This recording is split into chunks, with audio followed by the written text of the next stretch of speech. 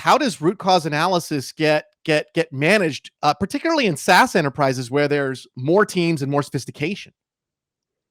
Yeah. So yes. So when things all work well, it's all great.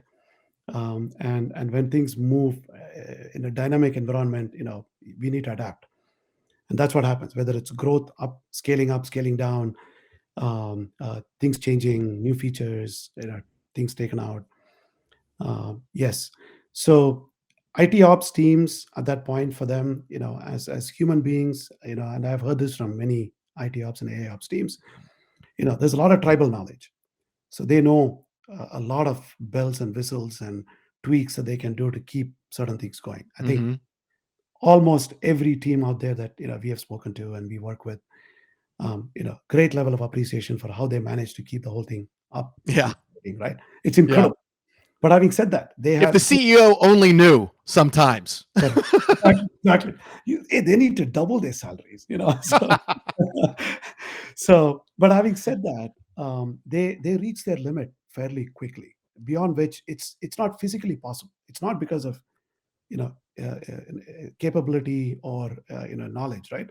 It's just sheer limit. You cannot do beyond that. Which, as an example, what happens in an infrastructure and a network side, what happens in an application side, what happens in a database side, what happens with a particular module of SAP if you're running as an aspect. It's impossible for a human being to look at all of that and correlate and say, we are terrible human beings at correlation, right? We are bad at predicting, we are bad at correlation as human beings, right? That's not our strength. Our strength is when we see, we call a spade a spade. We know how to do that really, really well, better than Mm-hmm. a machine.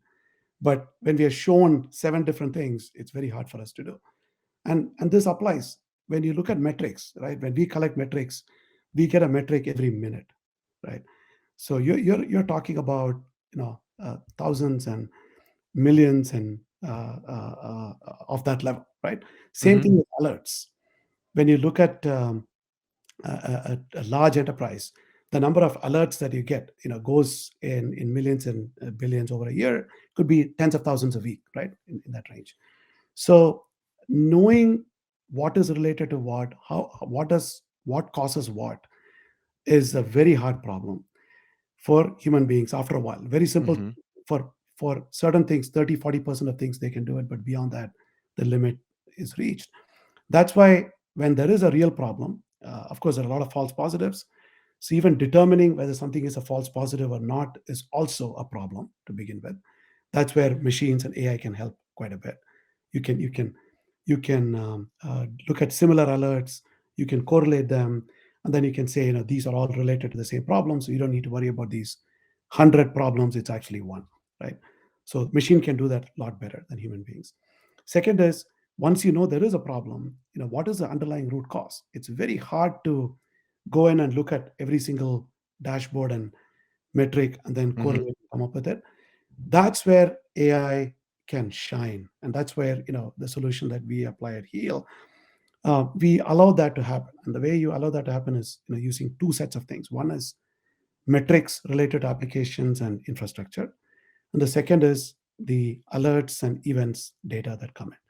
By using that information, we can learn, we can train, we have developed these models that then can predict and then come to the root cause rather quickly. Mm. Because the key is, when there's a problem, the time to resolution or time to remediation, and the term is MTTR, mean Mm-hmm. time to resolution.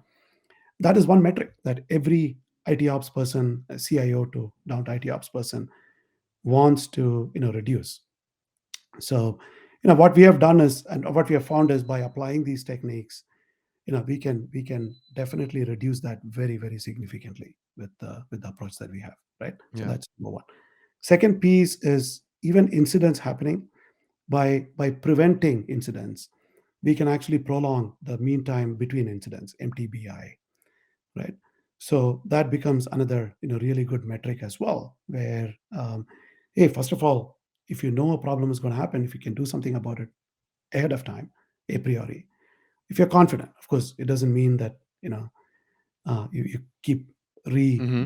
re-doing stuff every minute of the day, but if you're reasonably confident, right?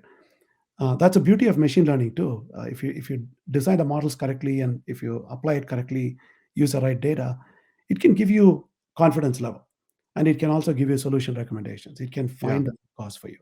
So we are at that stage, and I think in the SaaS world, as you mentioned, Ken, it's even more important because of the velocity of change and because of the user expectations and because of the cost issue.